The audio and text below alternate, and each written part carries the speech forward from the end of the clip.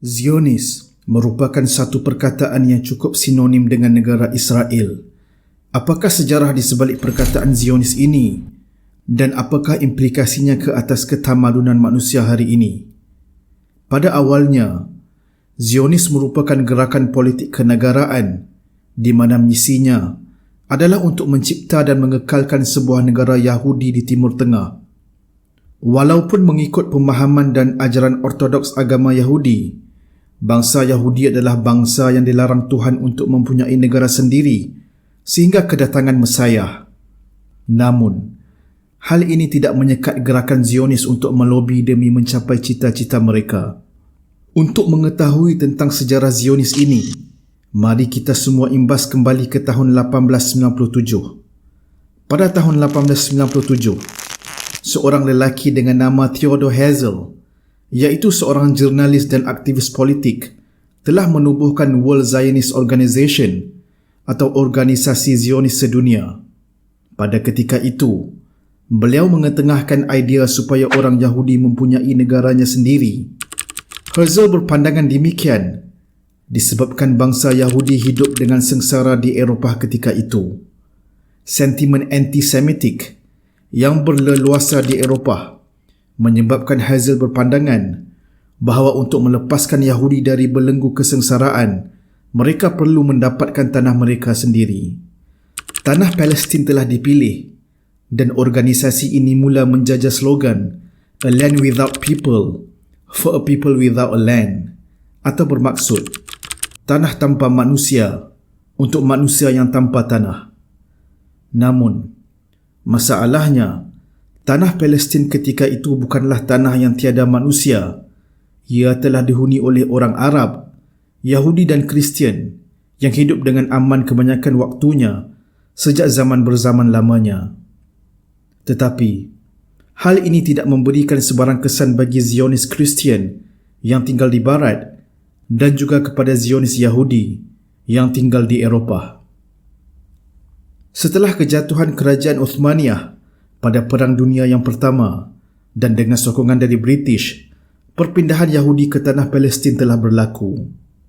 Perubahan besar-besaran berlaku selepas Perang Dunia Kedua di mana Holocaust yang berlaku telah mendapat simpati negara-negara Barat dan mereka mula menerima idea negara Yahudi di Palestin.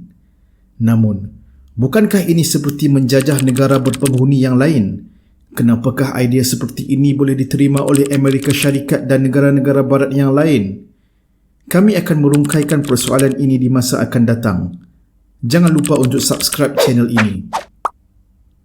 Dengan perpindahan ini, konflik telah berlaku di antara penduduk asal Palestin dan pendatang Yahudi yang mahu merampas tanah mereka. Untuk menyelesaikan masalah ini, Pertubuhan Bangsa-Bangsa Bersatu telah bersetuju dengan penubuhan dua negara berbeza di antara negara Israel dan Palestin. Israel telah mengisytiharkan kemerdekaan mereka pada tahun 1948. Hal ini diterima dengan hati terbuka oleh Harry Truman, iaitu Presiden Amerika Syarikat ketika itu, pada keesokan harinya. Dengan penerimaan itu, gerakan Zionis yang bermula hanya dengan propaganda slogan "A land without people, for a people without a land" telah berjaya mencapai misinya. Israel kemudiannya mula menjerah kejiranan berdekatan dan di penghujung perperangan 6 hari yang berlaku pada 5 Jun 1967 sehingga 10 Jun 1967, Israel telah memantapkan lagi penguasaannya di benua berkenaan. Muslim dan Kristian yang tinggal di tanah Palestin sejak zaman berzaman menjadi mangsa keadaan yang disisihkan. Pada tahun berikutnya, pada 19 Jun 1968, di Kongres Yahudi Sedunia yang ke-27, mereka telah memperkenalkan The Jerusalem Program atau Program Jerusalem. Dalam program ini, mereka telah memperkenalkan 5 misi yang menjadi tulang belakang Zionis moden hari ini. Misi-misi tersebut adalah: yang pertama, kesatuan bangsa Yahudi dan sentraliti Israel dalam kehidupan mereka. Yang kedua, pengumpulan orang Yahudi sedunia ke tanah asal bersejarah mereka di Israel.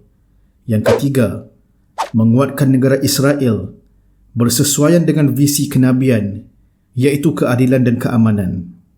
Yang keempat, pengekalan identiti Yahudi dengan menggalakkan pembelajaran Yahudi dan bahasa Ibrani dengan mengekalkan ciri-ciri spiritual dan budaya Yahudi. Dan yang terakhir, mempertahankan hak Yahudi di mana sahaja. Walaupun begitu, apa yang kita lihat di dunia hari ini, amalan mengekalkan keadilan dan keamanan hanya terhad kepada bangsa Yahudi dan ia lenyap di kalangan mereka yang bukan Yahudi. Tentera Israel hari ini telah menjarah dan menjajah lebih banyak tanah Palestin. Pelbagai pembangunan penempatan haram telah dibina di atas tanah Palestin, walaupun ia mendapat tentangan dari komuniti antarabangsa.